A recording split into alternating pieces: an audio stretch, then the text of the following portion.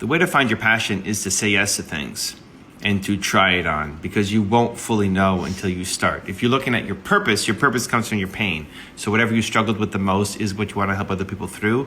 And how you got through that is teachable to others. And as you continue to get through that and overcome and explore, that is teachable to others as well. So it's saying yes.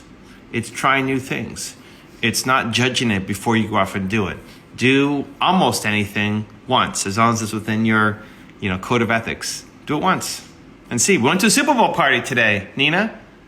We've never done that. Say yes. You do it once. We're going to go to every Super Bowl party every year forever, Nina? Yeah? Maybe. What? No?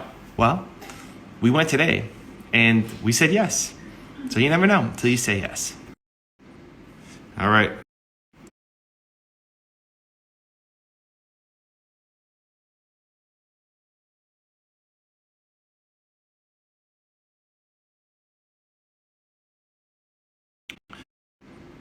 All right, it's Spanish homework time.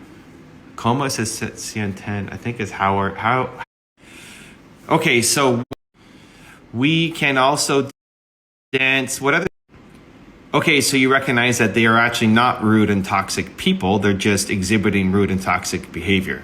So I don't like ascribing labels to the whole human, because you've had moments where you were rude. You've had moments when you were toxic. Doesn't mean that you're a rude and toxic person. So understand that they're good people and they're just in a lot of pain, right? Hurt people hurt people. So if they're rude and toxic in the moment towards you, they're in a lot of pain right now.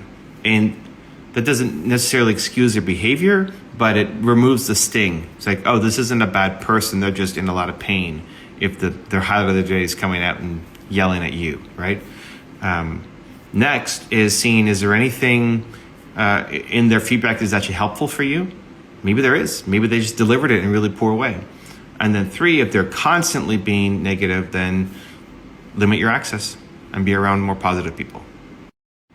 The easiest way to do that is with Instagram, and it's the green screen option. You can do it within stories, you can do it within reels, where you go and you take a screenshot of whatever is going to be behind you, and then load up reels or stories and scroll until you see the green screen option, and then that's it. Then you pull up your media and you start talking.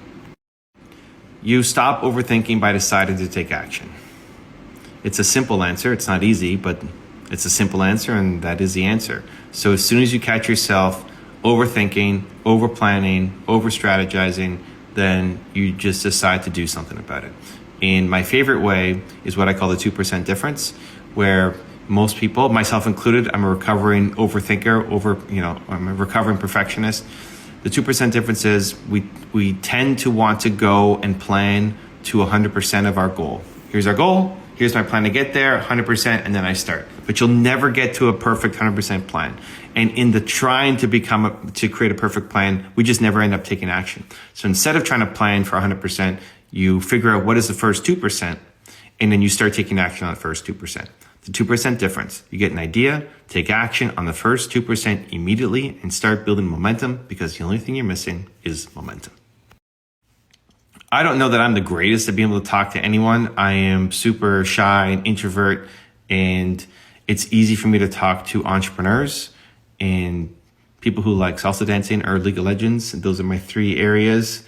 Outside of that, it's really hard.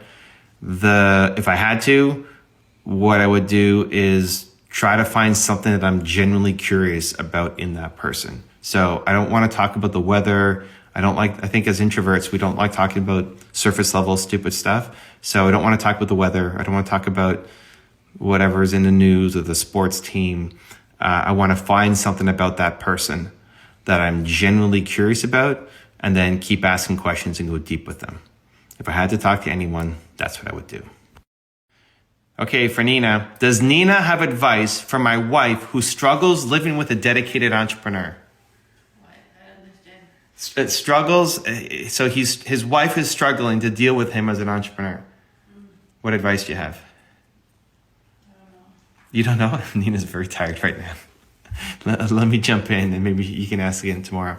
I had to bring Nina into the business. Now she works with me, but Involve her. yeah, like now she's involved and she works with me. But before that, it was she would come home from her job and ask me about my day. And I had no need to tell her about my day. Like it doesn't solve any problem for me to tell her about my day.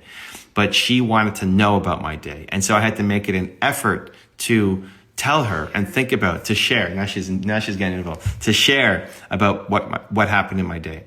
And so even though you don't have a need to share or explain, she wants to know. And so bring her in so she understands what you're doing. So whenever oh, wow. Any relationship, you have to ask yourself, what